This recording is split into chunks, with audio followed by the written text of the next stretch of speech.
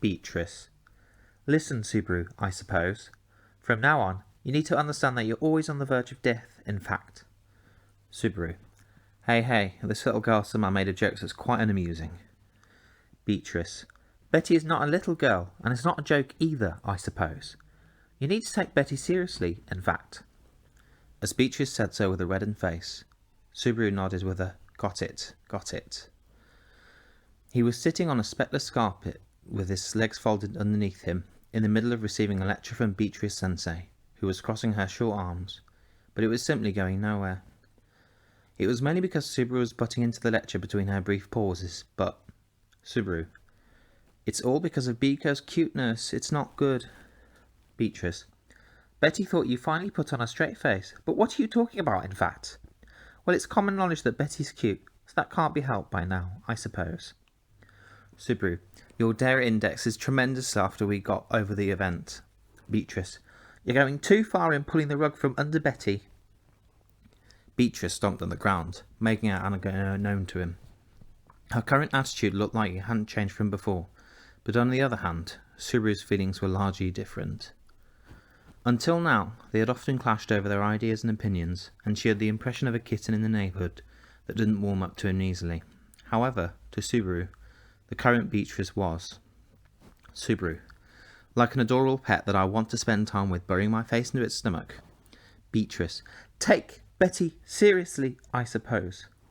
Subaru. Ah! Murmuring that out with deep emotion, he was then flying by Beatrice, who held out her hand towards him. As he stuck to the wall before crumbling down on the floor, Beatrice gave him an exasperated shrug of her shoulders. Beatrice. Don't make Betty repeat herself, in fact. This is an important thing to talk about, I suppose. It's important that's really dangerous if you miss hearing it, in fact. It's about the problem with your gait, I suppose. Subaru. It's about my gait, huh? He lifted up his body abruptly, sitting down cross-legged on the spot where he had fallen. Placing a gentle hand against his chest, he thought about the organ that was on the inside, something which he couldn't see with his eyes, neither touch it. Gates were an important organ that existed within living things, utilised in order to use magic in the world that had differing ideas from Subaru's common sense. Whether it was a decent quality or not apparently had to do with one's aptitude for being a magic user, and in Subaru's case, his quality of his gait had not been good. Hadn't been, because his gait was already lost and gone. Beatrice. To be specific, you didn't lose it. You broke it, in fact. Subaru. It's because I used it recklessly even after being told not to use it. Oh well, the next time I see Ferris, I'm going to get far more than a huge scolding. I went ahead and ruined all the treatment he gave me. Beatrice. Congratulations on your newfound worries, I suppose. And next time for this isn't guaranteed, in fact. It was the outcome of completely ignoring Ferris's advice, who'd been in charge of restoring Subaru's gait that had been strained from being overused. He shrunk out of fear, certain that Ferris would be angry with them, with the ferocity of an Oni, but there was a look in Beatrice's eyes that implied the situation was graver than it seemed. Beatrice. As a result of your broken gait, you became unable to release your mana properly, I suppose. Even with that, mana will keep being produced or absorbed for as long as you live, continuing to accumulate in your body, in fact. But because you don't have a way to get it out... Subaru. Surely you won't say that I'll be filled up with mana and burst apart. Beatrice. ... Subaru. What? Beatrice-san. It scares me when we become so quiet.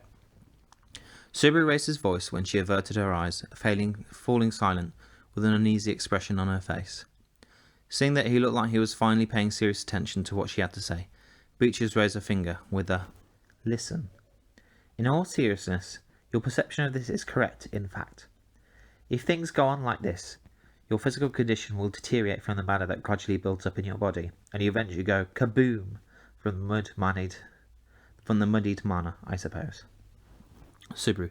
So scary. Is there a way to do something about it? Beatrice. That's where Betty comes in fact. Fortunately, Betty made a contract with you. And Subaru, we are connected to each other for our souls, I suppose. Just as Betty said, Betty's a little different from other spirits, and requires receiving mana from other people, in fact. That means... Subaru. You do something for me, the mana that's piling in my body, for me. Hearing Beatrice's idea, one that was like a home run which turned the tide of a basketball match. Subaru stood up vigorously and lifted her in her arms. He continued to hold her up in the air as she cried out, "Nyeka!" starting to spin around on the spot. Subaru, you're amazing, Biko. Actually, I owe your existence so much. I feel like I can't stand on equal ground without you. With this, we're in the same boat in both name and reality. Beatrice, it can't just be settled as that, I suppose. From now on, you must remember that every time you sour Betty's mood, your life is going to be as foamy as a bunch of foam, in fact. If you don't want to die, continue to put your heart and soul into getting on Betty's good side, I suppose. Subaru, so you're telling me to keep giving it my all by being affectionate with you. If anything, it all depends on how long you can continue to be spectacular and dazzling. That's a big responsibility on your shoulders, Biko. Biko, why does Becky need to be told that, in fact? Betty can't accept it, I suppose. Subaru kept spinning around whilst he listened to Beatrice's red face shouting, with her still held up in his arms. Spinning around, round and round and round and round and round.